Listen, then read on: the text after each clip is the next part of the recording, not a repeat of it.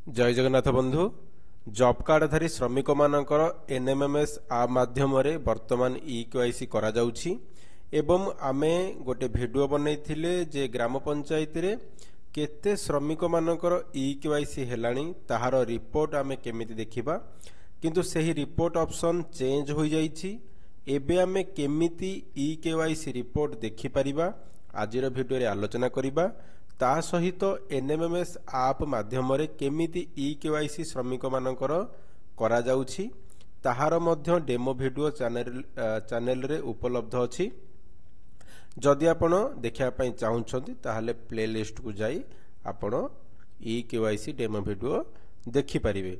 देखंतु बंधु eKYC report देखिया पई आमे एमजीएनआरजीएस वेबसाइट ओपन करिबा तो आमको यही भाव में होम पेज देखा मिलूची। तो आम तल को स्क्रोल करिबा एठी रिपोर्ट्स ऊपर क्लिक करिबा देन आम एठी कैप्चा फिल करिबा तापरे वेरीफाई कोड ऊपर क्लिक करिबा देन आम एठी स्टेट चूज करिबा। देखंतु आम जेतेबेले पूर्व वीडियो बनई थिले आमे आमको एठी वर्कर अकाउंट डिटेल्स रो एठी 9 नंबर रे हमको ईकेवाईसी रिपोर्ट देखा पई मिलुथिला जाके हमें वीडियो मध्य बनई थिले किंतु वर्तमान ए जो 9 नंबर ऑप्शन टी वर्तमान उठी जाइछि।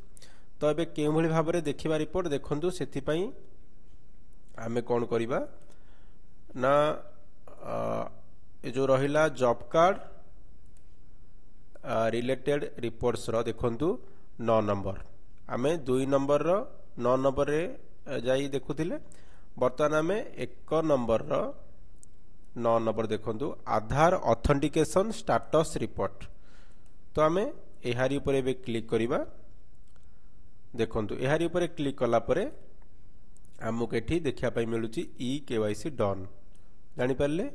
तो आमे वर्तमान ओडिसा ऊपर क्लिक करिबा तापरे आमे एठी जिल्ला सिलेक्ट करिबा। आपण टोटाल जिल्लार मध्य देखि परिबे को जिल्ला रे केते ईकेवाईसी वर्तमान सुधा हेलानी आमे एठी जिल्ला पर क्लिक करिबा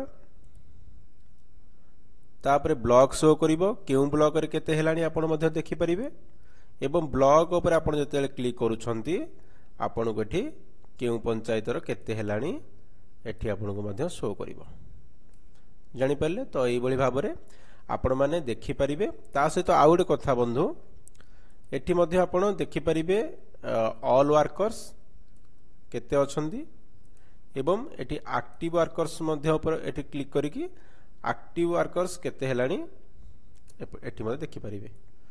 तो प्रायोरिटी बेसिक रे एक्टिव वर्कर्स मानकर प्रथमे ईकेवाईसी करा जिवो तापरे जो माने एक्टिव नुहंती तांकर करा जिवो।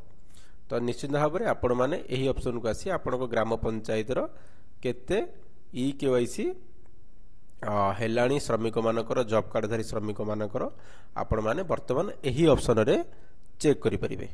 तो धन्यवाद, थैंक यू फॉर वाचिंग।